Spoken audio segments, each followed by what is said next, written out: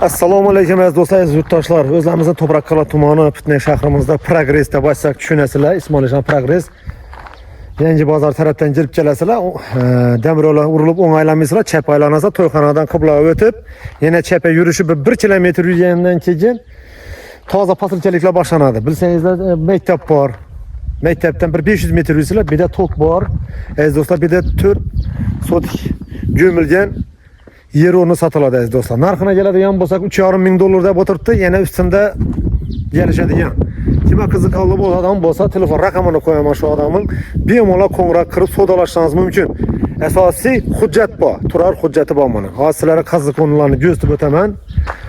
O'zingiz ko'rasizlardan baho beraverasizlar. Gömilgan ham 1-3 metr balandga gömilgan bu. Yine hozir qarasangiz ishondan kelsangiz, yangi bozor tarafdan kelsangiz ham bo'ladi. Shunday misol demir yo'lda o'tasizdan chap aylanib kelaverasiz. Bir de shit bor ekan, tok shit. Bir de stalbalarda toklar o'tib turibdi. Endi gaz ham o'tadi degan gaplar bor. Shundan kelsangiz, ish ko'chasiz, shuni kirib kelasiz. Yine odamlar joy solib qo'yibdi. Yine hozir qaziqonni ko'rsataman. Yine jumlashini qarang buni. Qalinligini qarang.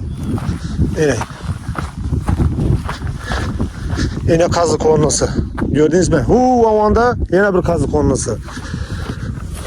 Ben terabi şuna karab git. Ben bağı malxanası bilen gömdürttüm bunu silikon etip.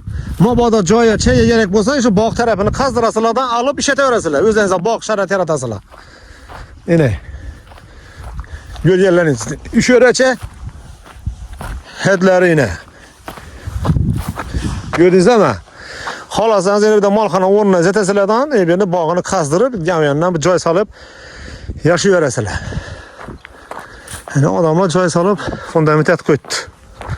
Ko'rdingizmi? Yine qaziq o'rni. O angrana ketgan. Yine. Ko'rganlaringizda. Aziz do'stlar, kimgadir qiziqarli bo'lsa, shu telefon raqamini qo'yaman. Egasini bemalol qo'ng'iroq qilib so'dalashishingiz mumkin.